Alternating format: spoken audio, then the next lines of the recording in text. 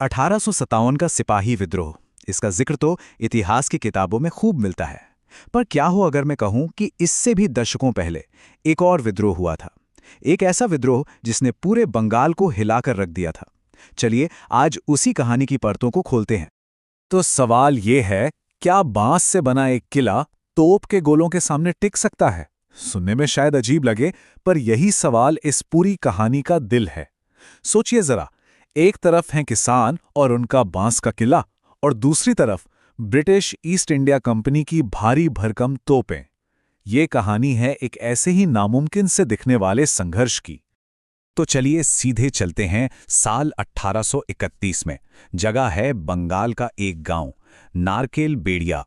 यही वो जगह है जहां इतिहास का एक ऐसा पन्ना लिखा जा रहा था जो आगे चलकर भारत के स्वतंत्रता संग्राम की एक मजबूत नींव बनने वाला था।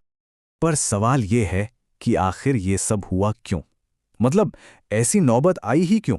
देखिए, कोई भी बड़ी क्रांति रातों रात नहीं होती।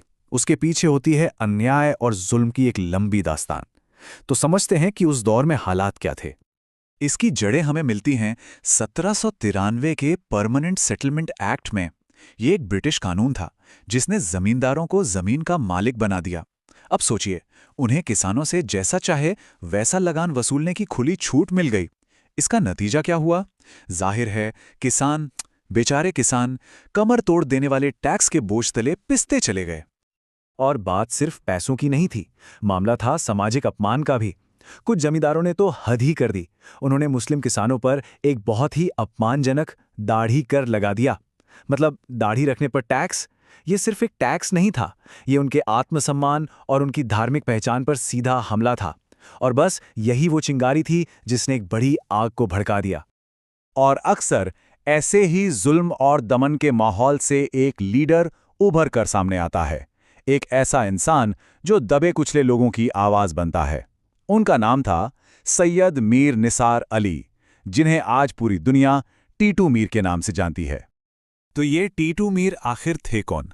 देखिए, 1802 में एक आम से परिवार में उनका जन्म हुआ, लेकिन उनकी जिंदगी का टर्निंग पॉइंट आया 1822 में, जब वो हज के लिए मक्का गए। ये सिर्फ एक धार्मिक यात्रा नहीं थी, इसने उनकी पूरी सोच को बदल कर रख दिया। वहां उन्होंने बराबरी और अन्याय के खिलाफ आवाज उठाने का सबक सीखा। और जब वो 1827 में भारत वापस आए तो उनके जहन में एक मकसद था, एक मिशन था। टीटू मीर सिर्फ एक लड़ाके नहीं थे, उनकी शख्सियत के 3 अहम पहलू थे। वो एक धार्मिक गुरु थे जो लोगों को बराबरी का पाठ पढ़ाते थे। वो एक समाज सुधारक थे जो समाज की बुराइयों से लड़ रहे थे। और साथ ही वो एक जबरदस्त मिलिट्री स्ट्रैटेजिस्ट भी थे, जिन्हें पता था कि अन्याय से कैसे लड़ना है। और बस यहीं से शुरू होती है एक संगठित विद्रोह की कहानी। ये कोई छोटा मोटा विरोध नहीं था, नहीं, ये एक पूरी प्लानिंग के साथ चलाया गया आंदोलन था जिसने सीधे सीधे ब्रिटिश हुकूमत की जड़ों को चुनौती दे डाली। टीटू मीर ने अपने आंदोलन को एक बहुत ही साफ नाम दिया, तर्क-ए-जुल्म। इसका सीधा सा मतलब था, जुल्म का रास्ता छोड़ दो। ये नाम ही अपने आप में सब कुछ कह देता था। उनका मकसद हर तरह के शोषण और अन्याय को जड़ से खत्म करना था। और उनकी आवाज वो बंगाल के दूर दराज के गांव तक पहुंच गई। जरा इस आंकड़े पर गौर कीजिए, 5000 से भी ज्यादा किसान और मजदूर, नादिया, 24 परगना, सुंदरबन, इन सब इलाकों से लोग उनके साथ आ खड़े हुए। ये सिर्फ एक नंबर नहीं है, ये उन हजारों लोगों का भरोसा था। वो लोग जो टीटू मीर में एक नई उम्मीद देख रहे थे। ये अब एक जन आंदोलन बन चुका था। और फिर उन्होंने कुछ ऐसा किया जिसकी किसी ने कल्पना भी नहीं की थी। अपने लोगों को बचाने के लिए उन्होंने एक किला बनवाया। लेकिन रुकिए, ये किला ईंट पत्थर का नहीं था, ये बना था बांस से। और ये कोई ऐसी वैसी झोपड़ी नहीं थी। सोचिए, बांस की 2-2 परत वाली दीवारें, वो भी 8 से 12 फीट ऊंची, और किले के चारों तरफ पानी से भरी एक गहरी खाई। ये सिर्फ एक किला नहीं, बल्कि एक कमाल की इंजीनियरिंग और स्ट्रैटेजी थी। कमाल की बात तो ये थी कि बांस की लचीली दीवारें बंदूक की गोलियों को अपने अंदर फंसा लेती थीं। उस जमाने के हिसाब से ये एक जीनियस डिफेंसिव टेक्निक थी। अब जाहिर है, जमींदारों और ब्रिटिश सरकार के लिए ये किला और ये बढ़ता हुआ आंदोलन एक सीधी चुनौती थी। अब तो टकराव होना ही था। कहानी अब अपने सबसे अहम, सबसे निर्णायक मोड़ पर आ पहुंची थी। तारीख थी 14 नवंबर 1831। नारकेल बेड़िया के मैदान में एक ऐसी लड़ाई लड़ी गई जो किसी भी तरह से बराबर की नहीं थी।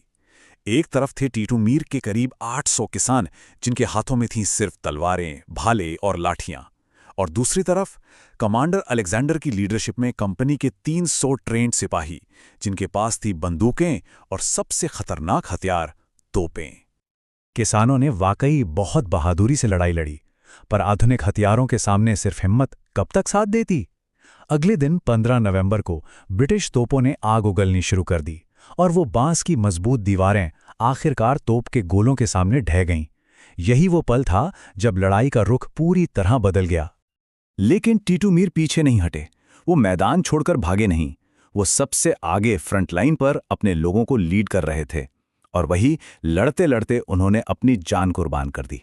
उन्होंने हार नहीं मानी, उन्होंने शहादत को गले लगाया। तो टीटू मीर और उनके साथी शहीद हो गए। विद्रोह को बेरहमी से कुचल दिया गया। तो क्या यह सब बेकार गया? क्या उनकी कुर्बानी का कोई मतलब नहीं था? बिल्कुल नहीं। उनका बलिदान एक ऐसी विरासत छोड़ गया जो कभी मिट नहीं सकती। इस विद्रोह का असर कितना जबरदस्त था, इसका अंदाजा इस बात से लगाइए कि खुद अंग्रेजों ने यह बात मानी। एक ब्रिटिश अफसर ने अपनी रिपोर्ट में साफ साफ लिखा था, इस विद्रोह ने बंगाल को हिला दिया। ये लाइन साबित करती है कि भले ही वो बांस का किला टूट गया, पर उसकी गूंज बहुत दूर तक और बहुत देर तक सुनाई दी। तो आखिर टीटू मीर की विरासत क्या है?